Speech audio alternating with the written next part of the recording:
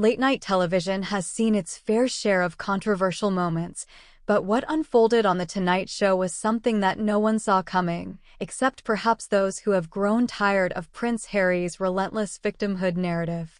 Actor Stephen Graham, known for his no-nonsense approach and brutal honesty, tore into the Duke of Sussex live on air, leaving him humiliated, visibly shaken, and ultimately storming off the set.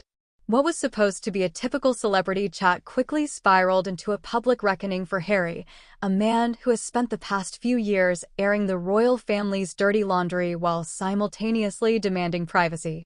Graham, unwilling to entertain the carefully crafted PR-friendly image that Harry and Meghan Markle have tried so hard to maintain, took it upon himself to speak the harsh truth that many have been thinking for years.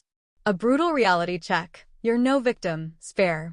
The tension began building when Harry, invited onto the show to promote yet another upcoming project, started discussing his experiences in the royal family, a well-worn script at this point. But before he could delve into his usual sob story, Graham cut him off sharply. Come on, mate. Enough of this. You're not a victim, Harry. You turned your back on your own blood. And for what? A book deal? Netflix money? This endless cycle of blaming everyone but yourself. The room fell deathly silent. The audience, usually primed to laugh at late-night banter, sat frozen. Even host Jimmy Fallon, known for his diplomatic and friendly interviewing style, looked visibly stunned. Harry, caught off guard, attempted to compose himself, but Graham wasn't done. Spare? That book was a betrayal. You threw your own father, your brother, your entire family under the bus after everything they did for you. And now you're sitting here, acting like you're the only one who suffered? Give me a break. The sheer brutality of Graham's words was unmatched.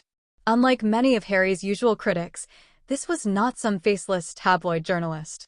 This was a respected actor, a man with his own humble beginnings and real struggles, someone who had worked his way up in the industry without cashing in on a royal title. Harry, for years, has pushed the narrative that he is a man unfairly persecuted, a victim of royal protocol, British tabloids, and a cold, unloving family.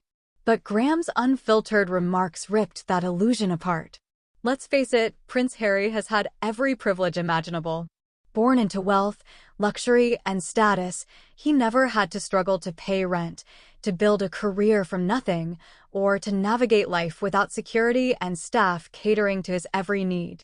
Yet, somehow, he continues to portray himself as a tragic figure, a man wronged by the very institution that provided him with every. Boosting Meghan's status as a champion of racial justice. It was only later that inconsistencies in her stories began to emerge.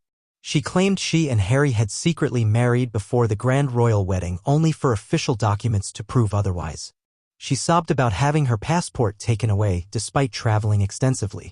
Time and time again, her narratives crumbled under scrutiny, yet her ability to control the public discourse remained unparalleled.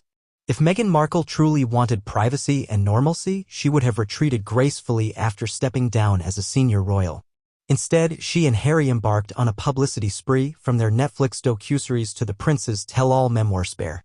The contradiction is glaring. They claim to loathe media intrusion, yet they eagerly invite cameras into their lives whenever there's a paycheck attached.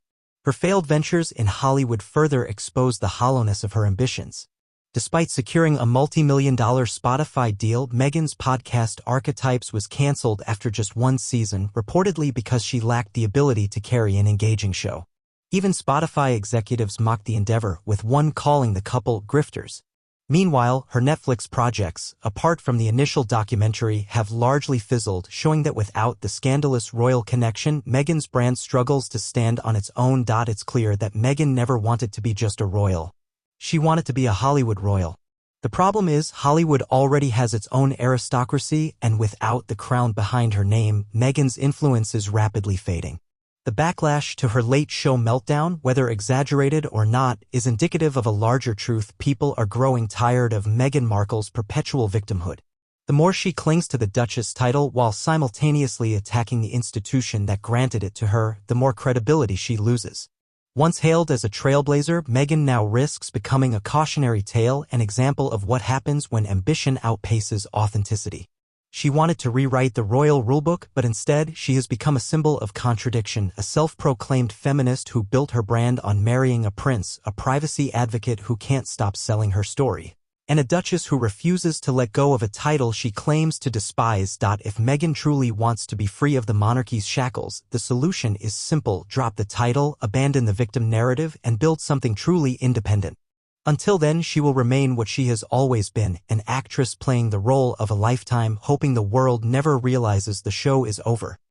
But the problem is, Meghan Markle doesn't know how to step away from the spotlight. Every move she makes, whether it's a strategic paparazzi stroll, a heavily edited Netflix confession, or an unnecessary royal gripe, proves that she thrives on the attention she claims to despise. Without the title, without the drama, without the royal connection, what's left? Her attempts to carve out a new identity in Hollywood have been underwhelming at best. Unlike true A-list celebrities who command respect through talent and longevity, Meghan's relevance hinges entirely on her association with the monarchy. The industry sees her for what she is, a social climber who cashed in on a once-in-a-lifetime opportunity and then turned against the very institution that gave her status. Even Prince Harry, once adored for his rebellious yet charming persona, is now reduced to the role of Meghan's sidekick, forever playing the aggrieved husband rather than the charismatic prince he once was. Their brand of grievance storytelling is wearing thin, and as their media deals continue to crumble, so too does the illusion that they are cultural powerhouses. The truth is, the world is moving on. And without the royal soap opera, Meghan Markle is running out of scripts to play.